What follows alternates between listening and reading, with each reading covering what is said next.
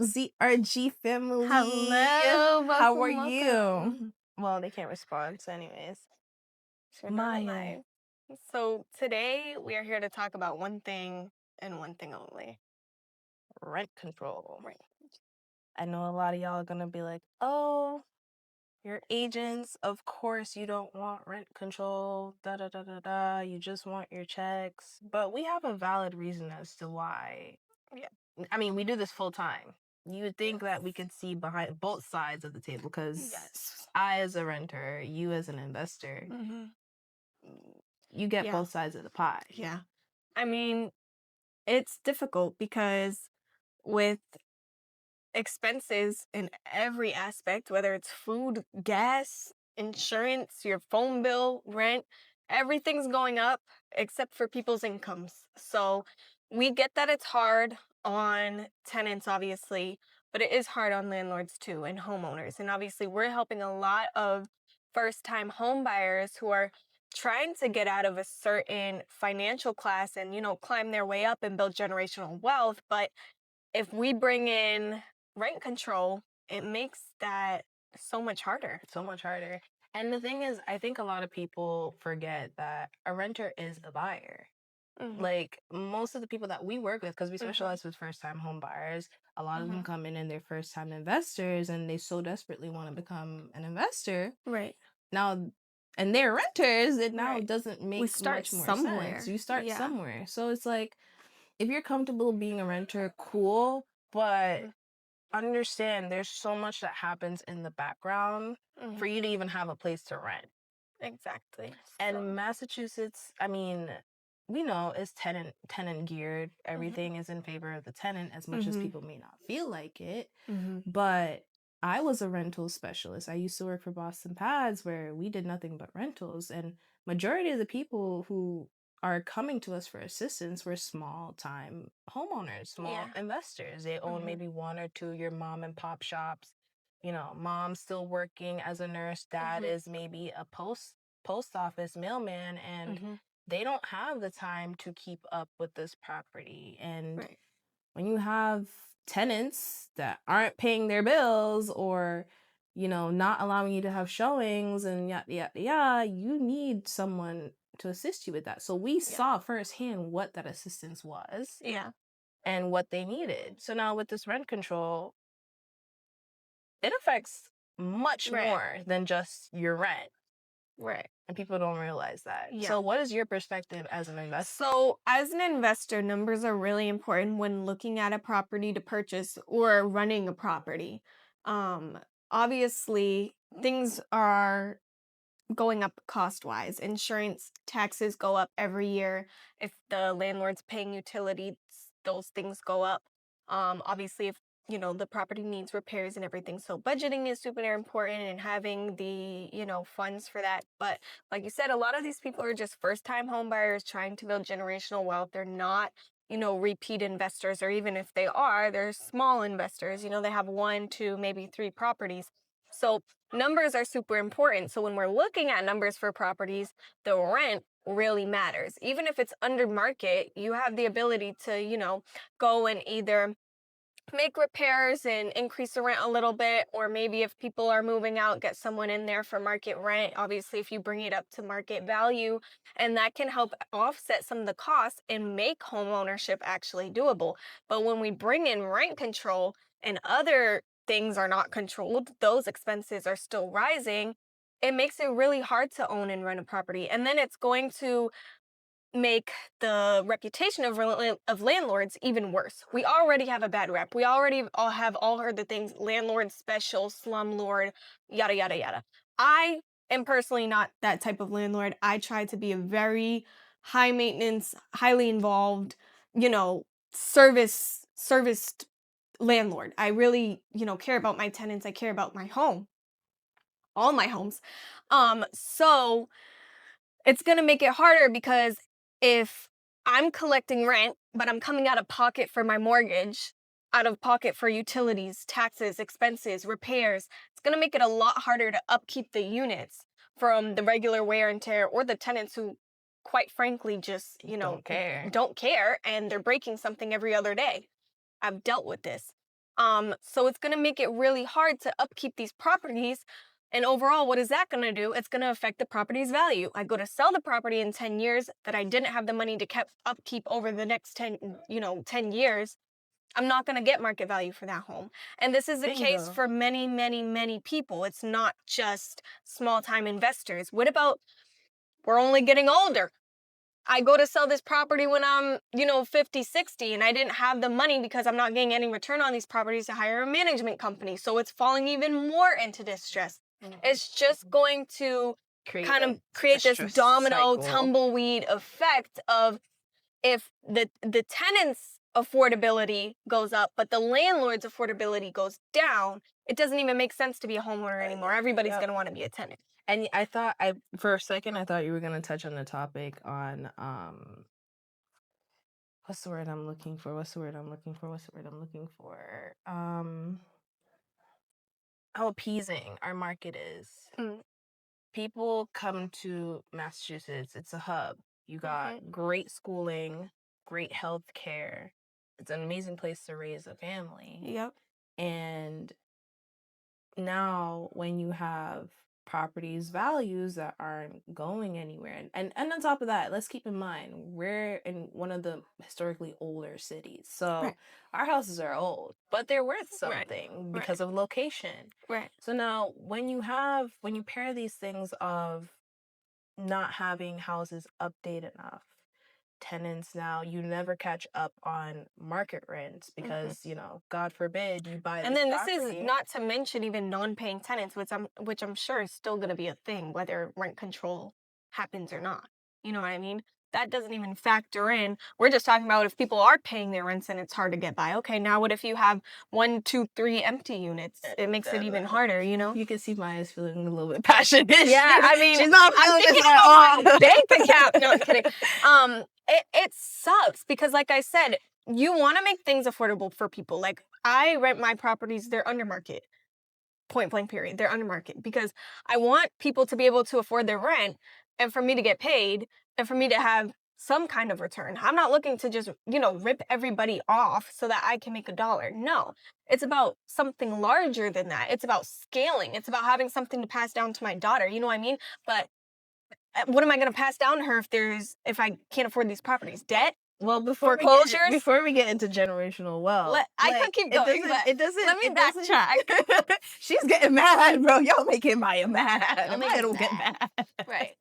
But I mean, it doesn't make Massachusetts look appeasing, like whatsoever. It's outside investors or people here in general, because like we have a lot of out-of-state investors, but that's definitely going to change. Investors, but that's going to change very drastically. Like think about places that are near schools, colleges, for instance. That just creates possibly a monopoly effect where these schools now own these properties and now pushing people further and further out of the city. Which we started to see in select communities. They're already being pushed out. So it doesn't make sense when you now have, and what people don't realize, okay, cool, they put on a cap on how much you can raise your rent each year. That doesn't just go off, that's not generic for the whole state. Right. That's going based off of the income of each area. God forbid you're in Dorchester or you're in Brockton, you got a multifamily, or even worse, a single family. So you say maybe got 2 bedrooms. You already have that under rented at maybe like $1,500 a month. Now you have a tenant that's been in there for 15 years. You love this tenant. Now you gotta go explain to this tenant, hey, I gotta go raise your rent to $2,500 before September because by then I won't be able to raise your rent after you move out. Or if and then something happens, I'll never catch up. So now it's like, cool, I have a mortgage that's at a set amount that I have to pay back.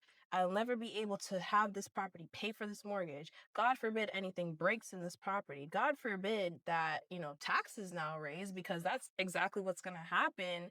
Eventually, taxes are going to raise because property value is going to decrease. Now what? Right. And then God forbid something breaks. You will never be able, like, a heater breaks. That's what average 15K. A roof needs to be replaced. Roofs are not cheap. But I'm sure you as a tenant would be very upset if you're sitting in your rental that you're paying $1,500 for that is under market rent.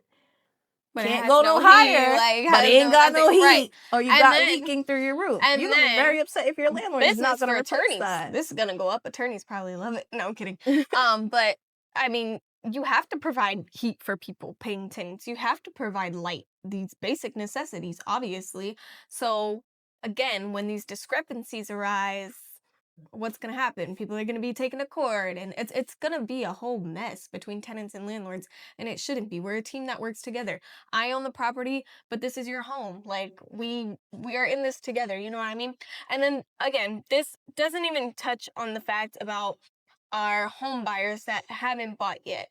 When you're using an FHA loan, which is what a lot of first-time home buyers are using, the property, when you're buying a multifamily, has to, if it's 3+ units, 3 to 4, has to pass what's called a self-sufficiency test. So a certain percentage of the rents has to cover a certain percentage of the mortgage. If a landlord goes to list, they have under market rents with leases. And again, rent control comes in. Buyers aren't even going to be able to purchase that home with the option of, maybe if they're tenant at will, we can work some magic, or maybe I can get in there and, maybe it passes self-sufficiency, but it's still not really enough for my liking. I can't get in there and raise the rent because I'm capped at what I can raise it by. And then again, you're playing catch up as everything else increases, your insurance, your taxes.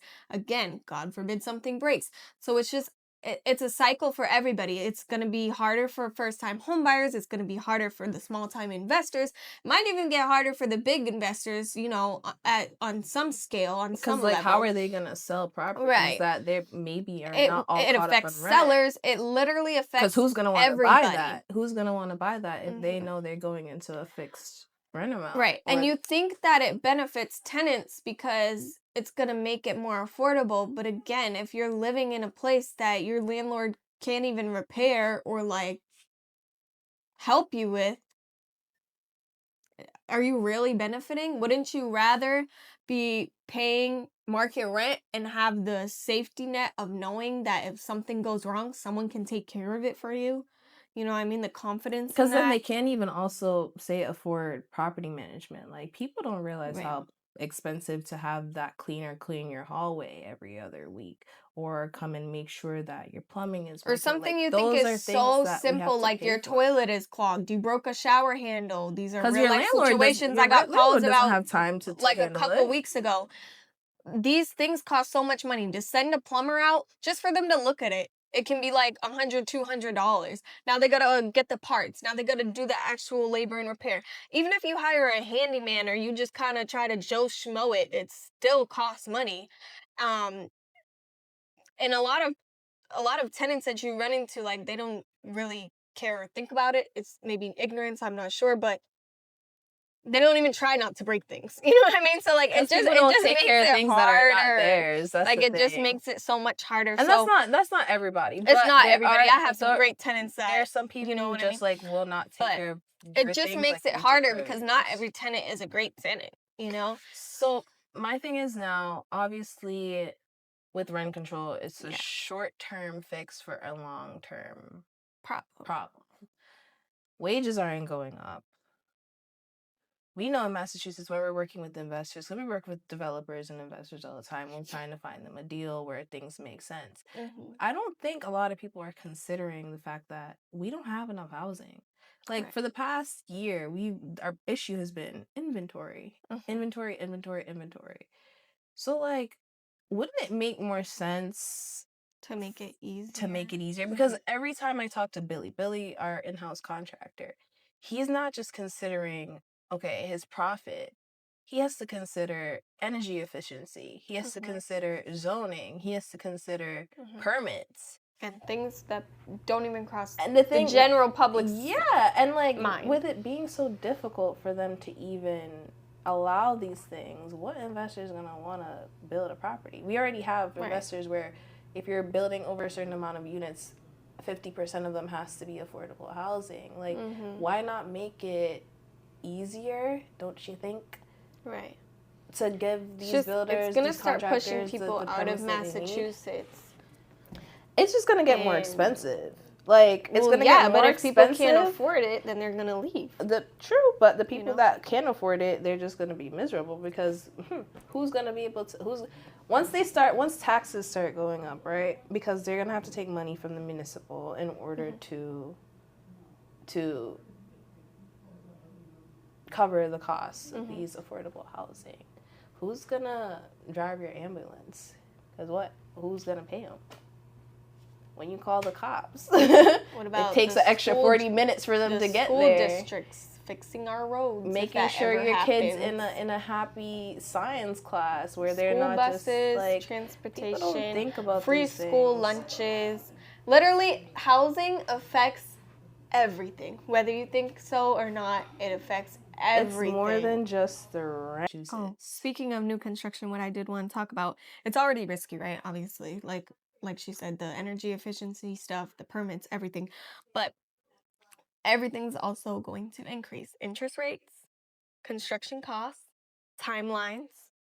The future upside is going to be limited because if the rent growth is limited, the risk stays high. And that's how you end up with less new housing and more competition for existing units, which we're already seeing without rent control. So it's just going to get worse. And condo conversion. Let's talk about that. The amount of triple deckers we have that you gotta jump through hoops just to condonize it. Like, and lenders are gonna get more conservative. It's only gonna be. It's just gonna surge more and more. Yeah. And even for the people who then, if you think, okay, cool, I own my house outright, I'm gonna go live somewhere else and use my single family as a rental. You're still subject to rent control. Yes.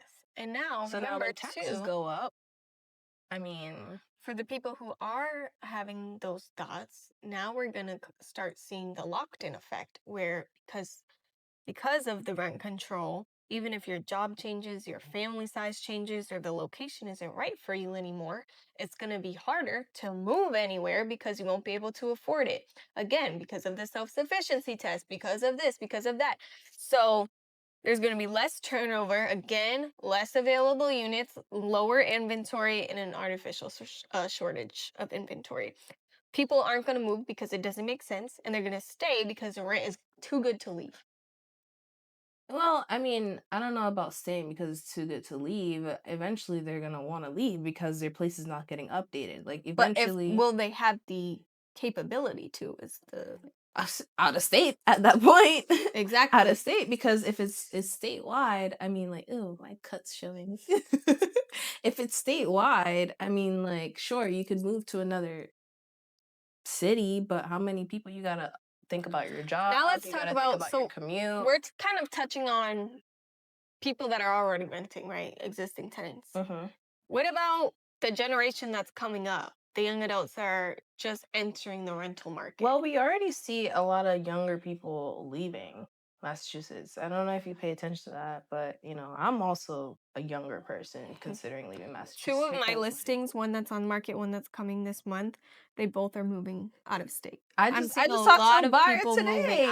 I just talked to a buyer today, and he's considering going to Costa Rica. I got another one. He went to Mexico. So it's like, people are just going to start trickling out of Massachusetts, and all this money that we're spending in infrastructure and trying to make Massachusetts a more up-to-date city, and it's all going to be for what? It's just going to make things much more expensive because, one, the wages aren't matching the cost. Como si dice, it's not adding up. It's not adding up. Mathing.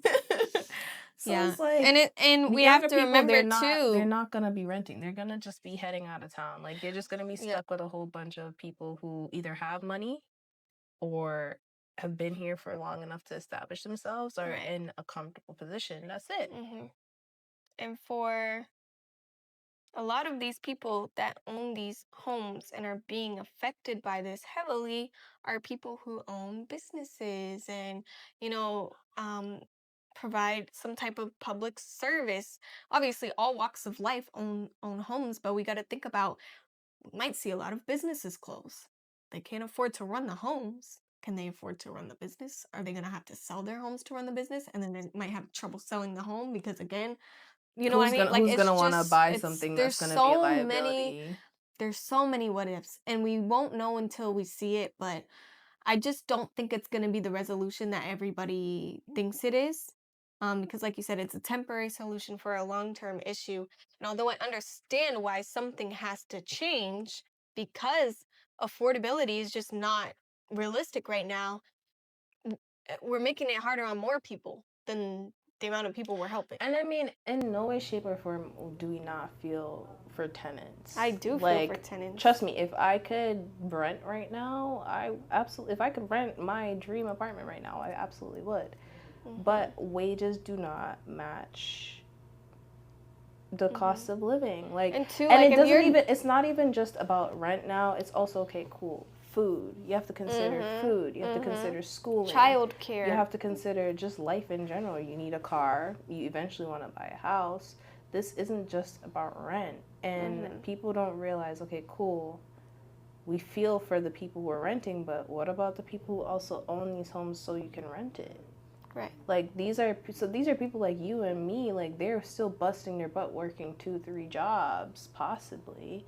They don't have the time. They don't have the time to necessarily manage their property, but they're doing the best they can. Now, what happens when they can't raise this rent to cover the costs? And now they can't sell this property to get out of it. Right. God forbid. It makes me wonder, too, are there going to be people who come into this market and are going to want to buy up these properties and see those desperate landlords and just kind of lowball them? And now, instead of getting the return on, value that you thought you were investing in initially, now you might be out of money. You might be paying to sell. That was a thought of mine. Like, I wonder, pre-foreclosure ends up going up? Right. I wonder if there's going to be those, wealthier out-of-state investors, or maybe even in-state, who might take advantage of these delicate situations. And now, again, it's just a lot of people back to square one because they can't afford their homes. And now they're the tenant. And now they're affected by the, you know what I mean? Like, it really makes me wonder. There's a lot of questions. There's just so many. A lot more questions, because then I also think about the fact that, what if, I don't know, somebody wealthy enough, like these monopolized franchises, right? They just start buying. They come in and just buy. That's what I'm saying. Like, enough to, because they may have the money to take these tenants to court, get them kicked out, and then get the higher rents that they need. Like, is that what we want? I feel like, is that what we're working towards? Right? Are we gonna see less actual homeowners and more like companies owning these places? I mean, which those are the ones that have the slumlord reputations. A lot of them. You know what I mean? Like, they don't have the capacity to make sure that every tenant is taken care of. So is that what we're gonna lead to? That's what I'm saying. I don't know. It's honestly terrifying. Like, you know what I mean? And the thing is, historically in other states, it hasn't worked. Yeah. I think New York had it at one point. It didn't work. Massachusetts itself, we had it, and they banned it at one point. So I don't understand, like, why. I don't know. Maybe it's the ecosystem trying to reset itself. Right. But it, quite frankly, does not make sense. I just have a strong feeling that it's not going to work how the tenants expect it to.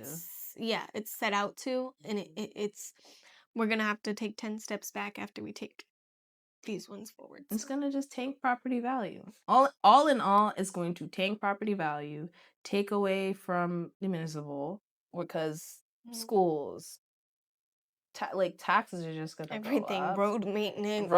Y'all complain about these potholes now? Y'all complain about these potholes now?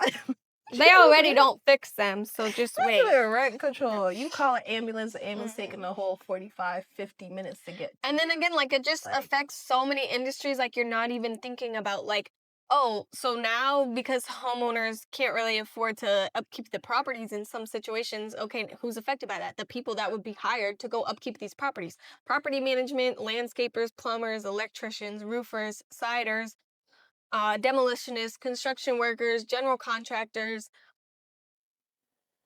Less business for them. Again, business is closing. Like, what? I just the tumbleweed domino effect from this is going to be a lot more detrimental than people realize, because again, it's not just about the rent. Housing affects everything. Absolutely everything. So I wonder, let me go get Kyle for a second, because I want to know what, because I know What are your thoughts really on how this affects, because you do you own a property management company as Mhm. well.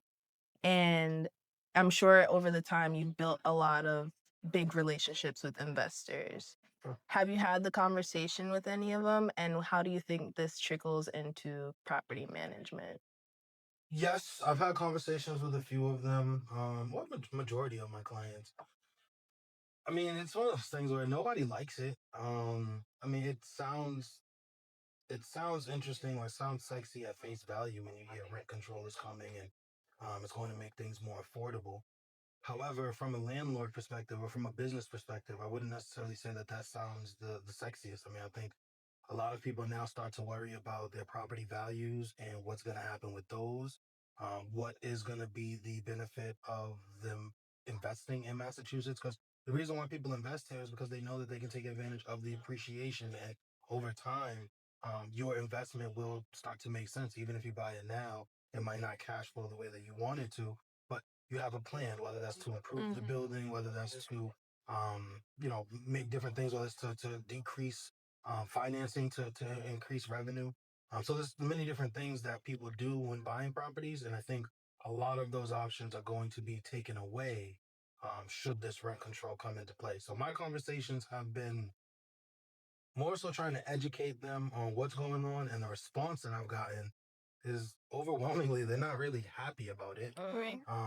And I'm curious to see just what it does long term, because I think immediately it'll affect prices. We'll start to see prices dip, but like we're also starting to see big investors long term. Because a lot of times the people that we deal with are excuse me, smaller investors, people that own two, three families that own maybe 11 units, but the people that are building or acquiring 200 units or 100 units and more, I'm curious to see what their takes are, because we've started to see a lot of them pull back. Because when you make a type of investment where you're buying 200 units, Mhm. that is clearly a long-term play. You're Right. thinking about the next 15 to 20 years. If rent control comes in and is just thrown in the middle of that, that messes up all of the revenue that you planned on gaining or the upside that you Right. planned for in this plan. So I think just hearing that it's coming or that's even part of the conversation, we've seen a lot of the bigger people pull out and decide to just go spend money somewhere else. You know what I just thought of too that I think might be affected in the long run is retirement age. A lot of people, small time investors that are trying to build generational wealth, they might be trying to replace their income. I know that's probably in like the goals for me, replace my husband's W-2, that type of thing with real estate. But is that even feasible? I'd have to scale at a much larger Not in scale. You know what I mean? Massachusetts. You So probably like have to take your money out of retirement state. age, yeah, retirement age might go up because it's not going to be as easy to retire off real estate, you know? Yeah. So a point, I mean, I like that you brought up that fact on the people who were buying 200 units at a time, because me and Maya had a different outlook on it. We were thinking those people who are, big corporate companies, these franchises, Mhm. don't you think there's a possibility where they can swoop in and say, even because, single families and condos aren't I exempt think from they're going to this, prey they're on going to come the and buy like neighborhoods Mhm. and prey on those who are prey on under the rented, landlords because they who are have the struggling. expendable funds, possibly. Right. I mean, I Pre think foreclosures, if that goes up, I think we might see an increase in those outside franchises buying up and preying on those situations. I wouldn't shoot it down. I wouldn't say that that's not possible or not plausible, but I think in that you got to look at when again, if you're spending that much money, Mm-hmm. there's a exit strategy. Right. What's the exit strategy for that? Because you're trying to capitalize on blood being in the water, and I get that. Mm-hmm. But what's the exit strategy? Because normally you buy it with the understanding that okay, this property is going to appreciate. So if you buy it just because you can buy it, then what? There's no Right. real reason Yeah. to lie to buy it. Now, one could say, okay, well, the building, you buy it at that price and it may at least maintain. You can get the monthly income and it may at least maintain. But if now there's rental income or if there's rental caps on it, there's really no upside on what I could actually get from renting it out. So that's why I think just it, I don't think that that sounds bad. I think it sounds good what you ladies suggested, but Mm-hmm. I think it doesn't necessarily take in the fact of business. Why would I do that? business wise. I don't really think it's a good idea at all. Like, I mean, what I was trying to come from is the fact that there will be people who eventually just can't afford their property and they'll be forced to sell at a loss. Mhm. And then these franchises come in, take up what they can. Obviously, at that point, possibly a decent enough deal. I think if And they you can get get it rid for of the cheap tenants. enough, then sure. But that again plays into where we'll see property values go down, because now you're going to see comps for lower sales because people are taking those stress deals. Yeah. So I think, yeah, you'll probably see it out of desperation, but unless the price is favorable enough, I still don't see where it makes fiscal sense. Now, are any of your investor friends like taking their money and going elsewhere? Because the little bit of investors that I talk to, they're already telling me they're taking their money out of the country. Like they're going to different states, and some of them are heading out of the country. I have a few clients that have kind of already started doing that even before this rent control was kind of proposed. So I think we will see a lot more people doing that. I haven't necessarily had a conversation with somebody that directly said, because of this, I'm doing this. But those that have already had those plans, I do see them kind of leaning more into those. Well, I'm interested to see how this will work in the next couple of years if it does go through and come to fruition. I hope it doesn't. I hope it doesn't. But, you know. Because who's to say that we're going to be here in a couple of years if it does? True. And I mean, the bingo question is too, how does that affect your business? Like, as a broker, you have realtors that got to sell this real estate now. Like, it's already kind of slow with the low inventory and the higher prices. Now, we're going to have a whole bunch of houses that might possibly sit because who's buying these investment properties? And, you know, some people are forced to sell. It's like a standoff at this point. I agree. So I mean, when you say how does it affect my business, I think exactly that what you just stated. It puts us into a situation where we got to figure out who's going to transact. One, who's going to need to sell, who's willing to buy, because now we got to refigure out what the value is in buying. What's the benefit in buying here if that comes into place? However, for us, I mean, at the end of the day, we're brokers. We're gonna make money whether the market goes up or the market goes down, as long as we're Pivoting. well, as long as we're involved in the market. Right. So for me, I think it affects my business minimal in a sense that the pace of the market may change, who the ideal clientele or who we're working with may change. But at the end of the day, we're good at what we do. We have the tools and resources. We have the training. We do things like this where we're either giving or chasing down the information so we can educate the consumers in our market. So I don't think that it'll affect our business in a whole. I mean, I think in certain aspects, obviously, commissions may be affected because property values are adjusted, but I don't think that it will necessarily stop us from doing business. At the end of the day, yeah, like, if people are going to sell, they're going to work with an agent that they know, like, and trust, but also understands the market. Right. That's us. Right. True that. Well, That's our thank take you. on That's rent our take on rent control. We as agents don't hate tenants, but we definitely don't want you to be blinded by false advertisement, because this ultimately it's affects you on a pig in a higher level. lipstick. Pig in lipstick? Pig on a lipstick. No, lipstick on a pig. No, No, lipstick- On a lipstick, that's great. Lipstick on a pig. Yeah. lipstick on a pig. Like, that's not right. Yeah. Wait. You didn't even correct us. Yeah. I don't Like I even said, know. both of our brains are fried. But like, Oh, mine too. it's I've lipstick been on a eating lunch yet. pig. Same. I'm hungry. Can we get lunch after this?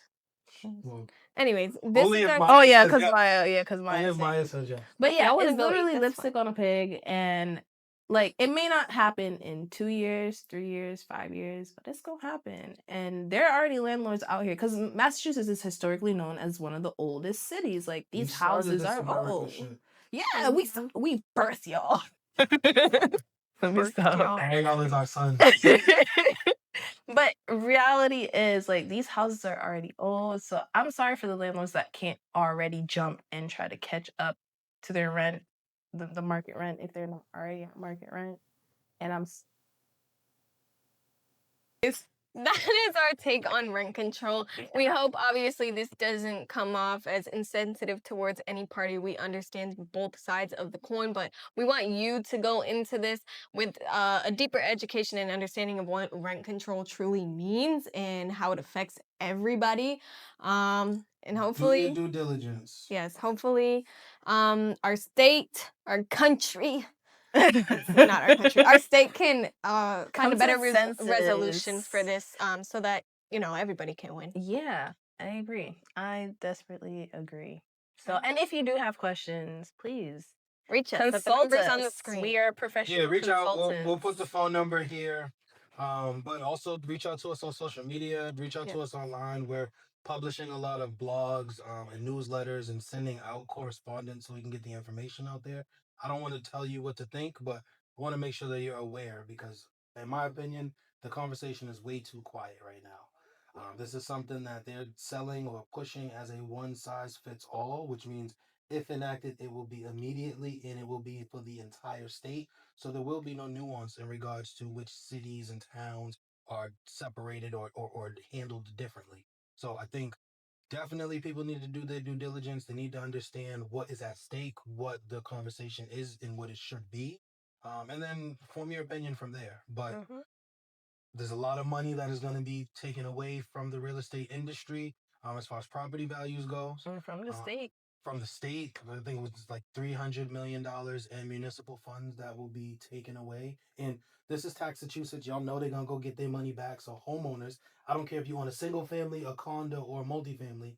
If they come back to get it, your property values or property taxes are going up. And your property value? The property value is going to go down, and then they're going to come to you and say, well, we're going to tax you more for that house that is worth less. That is a fact. That is something that will definitely happen. So I say do your due diligence. And for my tenants, I know this sounds great. 5% or matching the CPI, whichever's less, sounds great. But just think, what is your landlord going to do when they can't make money for owning that building? The unit is going to become a distressed unit. It's going to be a terribly renovated unit. You're not going to get the renovations that you want. You're not going to get a responsive landlord in terms of them being on top of things. So just keep that in mind. Paying less sounds great, but not if you got to take care of your own building. You might as well buy it. And if that's the case, if you do want to buy, let us know. Cool. Quality over quantity.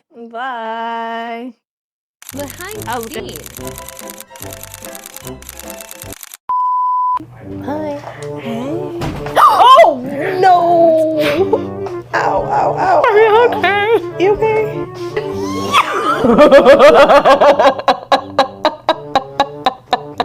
The blooper reel is gonna be great. I was like, what the hell? How the hell did that? She had something to